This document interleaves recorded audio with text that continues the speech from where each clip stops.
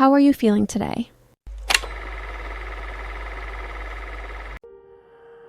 There is a truth that most people avoid not because it is wrong, but because it touches too deeply. In love, you never lose because you are not good enough. You lose because from the very beginning, you never stood on your own side. It sounds a little bitter, but try looking back. How many times have you accepted less than what you deserve? How many times have you defended someone's indifference? How many times have you held back sadness, held back your needs, held back your hurt, just to keep someone from leaving? And then you wonder why love keeps repeating the same ending. But the truth is this: dating is not a journey to find someone to love. It is a journey to learn how not to betray yourself ever again.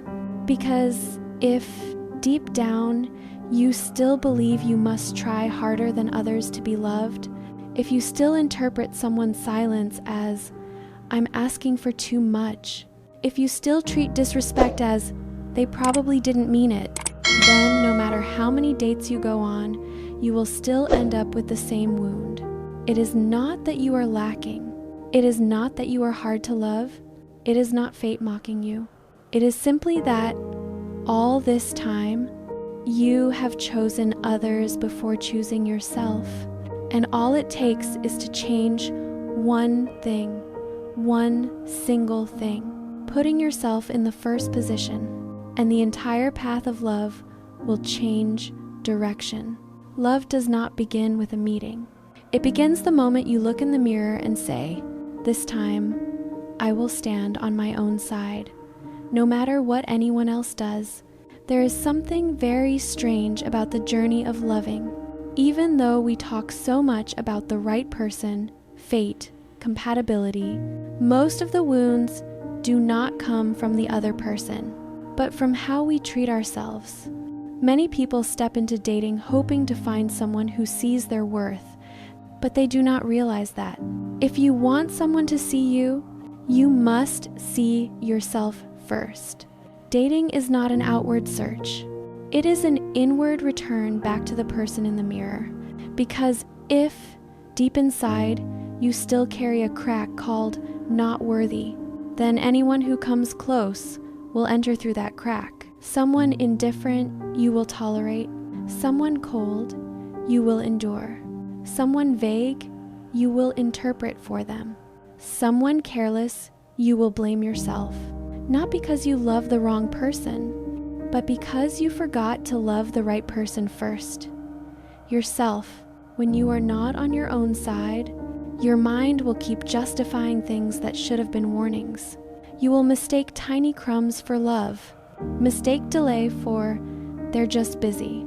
Mistake thoughtlessness for, "I'm too sensitive." Mistake disrespect for, "Let it go, it's small." But when you begin to look at the person in the mirror with kindness, everything changes. You will realize that the person who makes you wait all day for a reply is not someone who is thinking about you. The person who makes you feel unsettled when you're near is not someone who can hold your heart in the long run. The person who makes you shrink yourself just a little to fit them is not where love lives. Love begins when you tell yourself, "It's okay. From now on, I won't let anyone treat me worse than I treat them." That moment, not the first date, is the true starting point of the journey of love. A journey no longer built on endurance, but on worth. No longer relying on hoping others will change, but on the change inside you. And from here on, every choice you make in love will shift. And the many way is the many way on descenses in a very gentle, yet very decisive way. There is something very few people dare to admit. Who you choose does not only speak about them, it speaks about you. It reflects the level at which you believe you deserve something. It tells the story of the value you have silently placed in someone else's hands. We often think love depends on luck, meeting the right person at the right time with the right feeling. But actually, before luck appears, you must have self-respect. Self-respect is not rigidity or pride. Self-respect is the ability to look directly at a situation and say, "This is not for me," softly, but firmly. Because when you truly know your worth, you begin seeing things you used to overlook. You will realize that someone who only replies when they feel like it, not because they want to connect, is not someone who is choosing you. You will realize that someone who makes you constantly guess what they mean does not provide emotional safety. You will realize that someone who makes you feel small will never create a big love. And most importantly, you will realize that love is not a reward for the person who tries the hardest.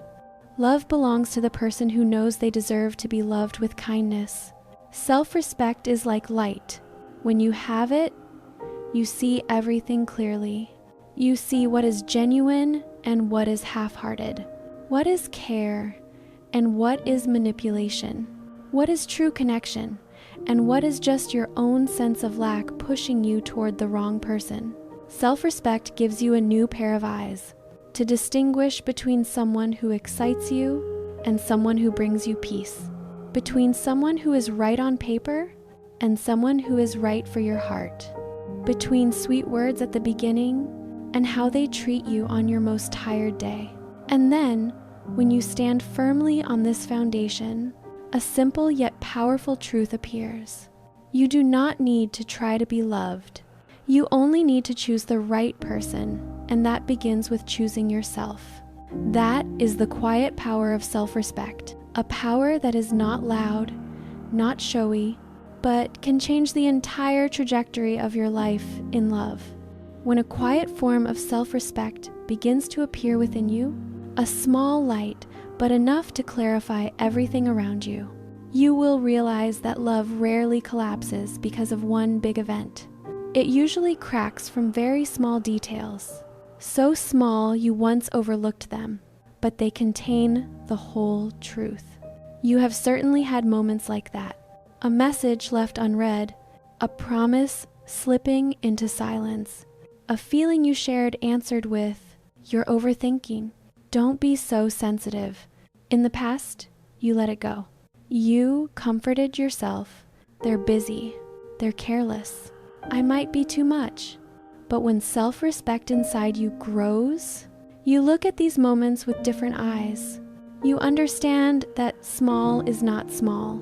It is a piece of the map showing who the other person truly is and where you actually stand in this connection. When someone lets you wait the whole evening while they're still online, you no longer make excuses for them. You understand the issue is not lack of time. It is a lack of priority for you. When you have to force yourself to do things you're not comfortable with just to avoid awkwardness, you will hear a very soft but very clear voice inside. My heart is not safe here. When being around someone makes your mind tense as you try to guess what they're thinking, you begin to realize that is not excitement. That is insecurity. And especially when you have to shrink yourself, speak less, need less, be less of who you are, just to fit them, you understand you are paying with your own self-respect.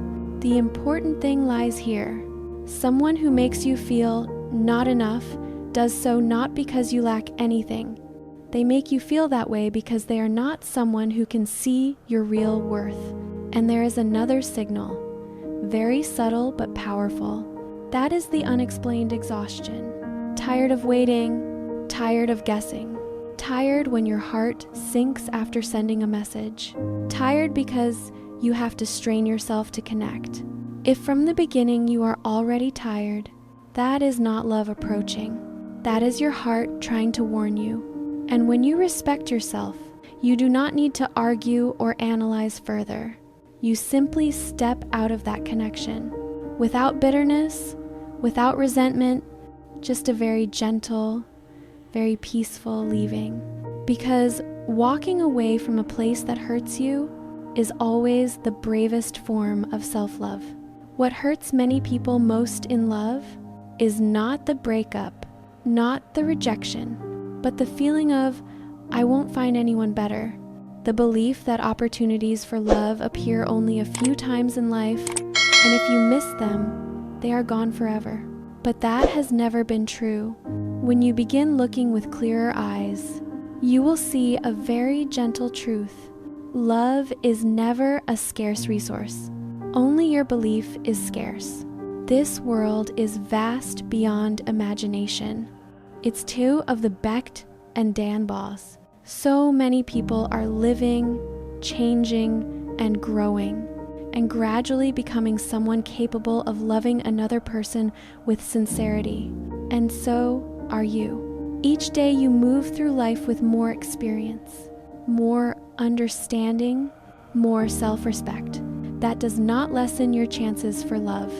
It makes you more magnetic and makes the right love easier to recognize. No one is a last chance. No relationship is the only one. No person who walks away takes all your capacity to be loved with them, because love is not a single chair placed in the middle of a desert. It is like flowing water, always moving, always renewing, always carrying you closer to what fits you better. The only issue is this: for so long you have stared at a closed door that you forgot behind you is an entire path glowing with light. Sometimes you meet someone who makes you think there can't be anyone better than them, but in truth, it is not because they are that great. It is because you have forgotten your own worth. You only see them, and you no longer see yourself. When you restore your self-respect, you will realize that the world has never turned its back on you. Your heart is what has turned its back on itself for too long. And when you begin to open again, not in a rushed way, but calmly, confidently, something very interesting happens. You will meet people you were once unable to recognize, because your old version was not bright enough to see them. Love is not scarce. You are simply walking toward a version of yourself, beautiful enough, strong enough, peaceful enough to finally see it. There is a truth you only fully absorb when you are mature enough in love. Not everyone will want you, and that is completely normal. In the past, every time someone didn't choose you, you felt hurt, you felt inferior, you thought you had to change, be better, be more interesting, become the perfect version to be loved. But then at some point, you understand that someone else's rejection says nothing about your worth. It only speaks about compatibility, nothing more. Just as you cannot love everyone you meet, others cannot love everything you bring. The heart is a very strange thing. It does not choose for logical reasons. It chooses according to a very subtle harmony between two inner worlds, and you cannot force two heartbeats that are not on the same frequency to sync into one rhythm. This is not failure. It is the truth of connection. It is the natural process that filters out those who are not safe enough, not mature enough, not right enough to step into your life. If everyone liked you, that would actually be the concerning thing, because it would mean you have shrunk yourself so much that you no longer have individuality, no longer have boundaries, no longer have anything distinct for someone to truly see you. You are not here to please the world. You are here to find someone who can listen to the way your heart beats and find it familiar. Some people you meet will make you think, we match. Why didn't they choose me? But you do not know that. Behind every not choosing is an invisible protection for you. Maybe they are not healed. Maybe they are not ready. Maybe they cannot provide the kind of love you need. You are rejected, not to feel small, but to keep walking, to move toward where you truly belong. Dating, after all, is simply a long journey, full of trial, error, selection, as if you are searching for the person for the most important position in your life, The person who will share thousands of meals with you, thousands of weary mornings, moments when your heart sinks, and seasons of life full of storms. That position cannot be given to the wrong person. So when two people do not choose each other, that is not pain. It is the necessary filtering step that brings you closer to the person truly meant for you. There are nights when your heart is tired and your chest feels empty. You suddenly think of someone who once passed through your life, and that longing, if you're not careful, can easily make you believe things like, if only back then we had tried a little harder. If only I had been more patient, maybe everything would be different now. But you know, memory has a very dangerous trick. It keeps only the most beautiful parts for you to miss, and hides away everything that once hurt you. The past person is not what could have been beautiful. They became the past because there was something in the present that could no longer be repaired. We often remember the moment they smiled, but forget the moment they stayed silent when we were hurting. We remember the warmth of an embrace, but forget the feeling of being alone inside that very relationship. We remember the sweet things, but forget the times we shrank ourselves, forget the tears we hid so they would think we were fine. Longing is often not about missing the person. It is the heart mourning a version of yourself that once hoped too much. If it could have been better, it would have been, but it wasn't. And you know that. They did not leave because you were not good enough. They left because they were not someone capable of stepping deeply into your inner world. They could not walk with you to where you were growing. They could not love you in the way you needed to be loved. That is not a flaw. It is a limit. And that limit, if you go back, will still be the same limit. A past person who makes you miss them does not mean they will make you happy.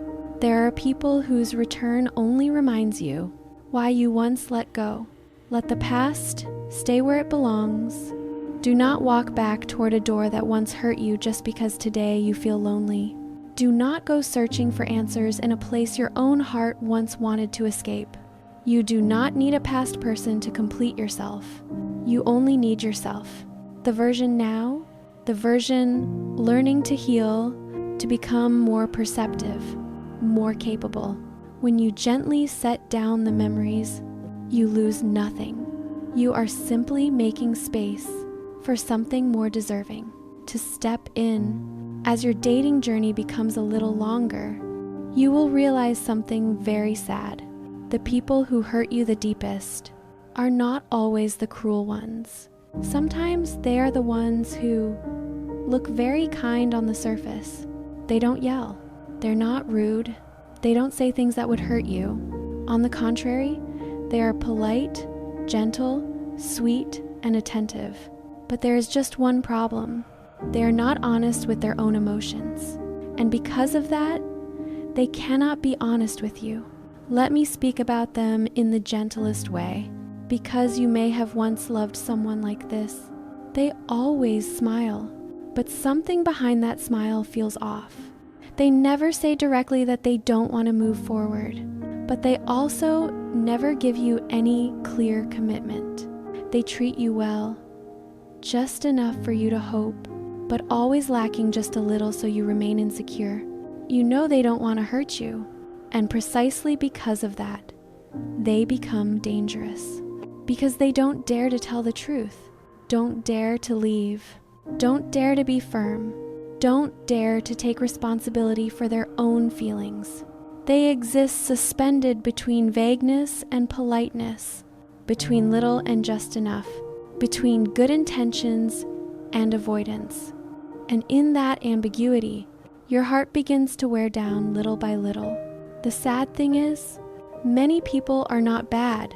They are simply not brave enough, not honest enough, not mature enough to say, I don't want this relationship and I don't want to give you false hope. And yet you, because of their politeness, because of their gentleness, convince yourself that maybe they just need more time. Maybe I'm overthinking. Maybe they'll change.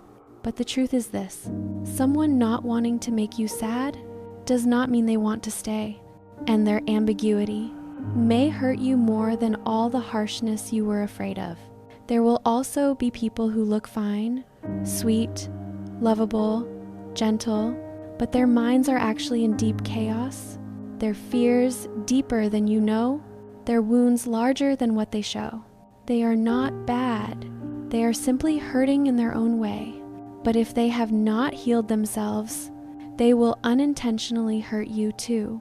Love is not always about avoiding bad people.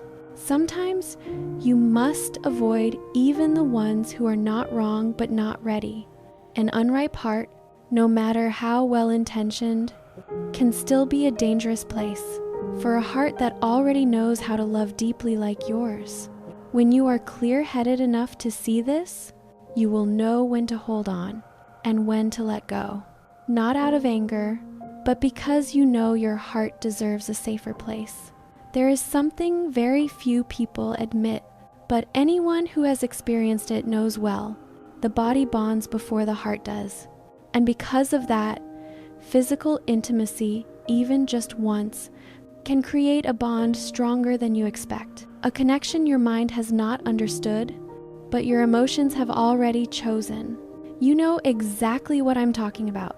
The moment you let someone touch you, and suddenly you begin to see them as better, kinder, sweeter, even though nothing has actually changed.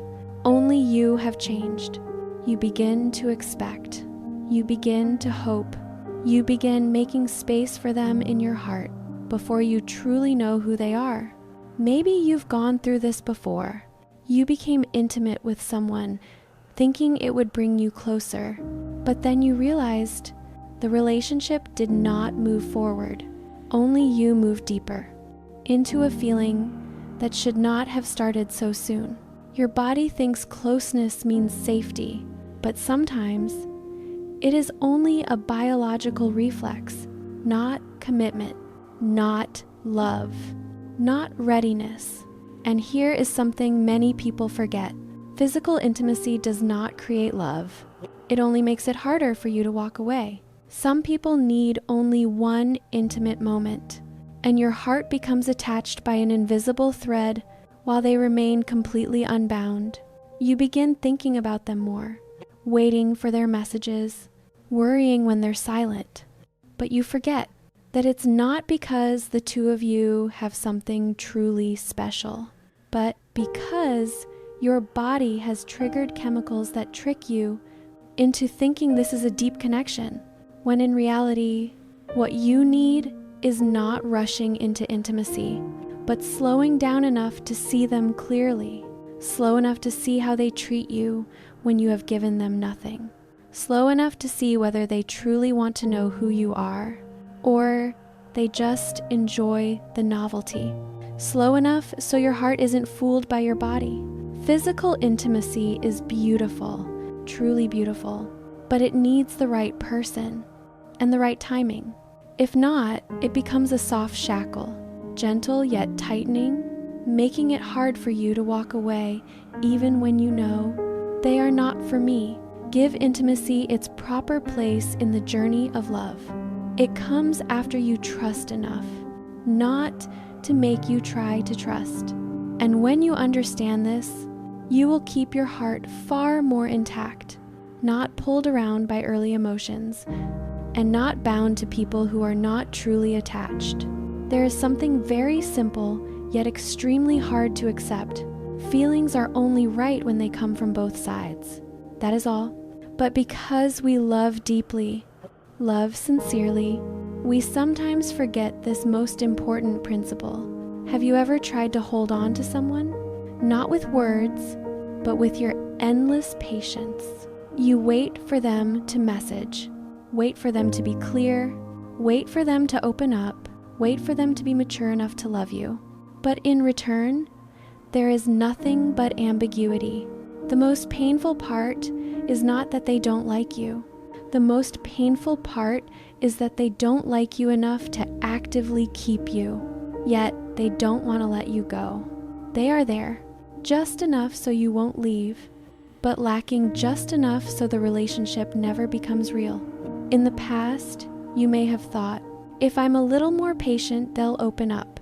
If I love more sincerely, they'll see it. Maybe they're just scared of being hurt. I need to give them time. But at some point, you realize that someone who wants to enter your life does not need you to lead them, does not need you to try, does not need you to prove anything. They will find their own way to come close. Feelings coming from only one side will always drain you. You pour out your heart. They give you tiny fragments in return. You give 100%. They respond with 10%, and you convince yourself this is enough. But your heart was not born to accept just enough. You were made to experience a love that makes you feel safe, seen, cherished, chosen. Not a love that makes you guess, wait, and sacrifice yourself. And here is the truth you must hold tightly. You were not born to beg someone to care for you. Never. Someone who does not truly want you will always keep an invisible distance, no matter how much you love them. And that distance is not because of you, not your fault, not because you are not good enough. It exists simply because they are not the person for you. When you understand this, you stop chasing half-hearted relationships. You stop messaging twice as much as they do. You stop wondering what you lack. You simply stand up, not angry, not regretful, not blaming, just walking away because your heart deserves more. And strangely, when you no longer accept one-sided love, the world becomes wider, kinder people become clearer, and the name you once tried so hard to hold on to suddenly becomes very small in your memory.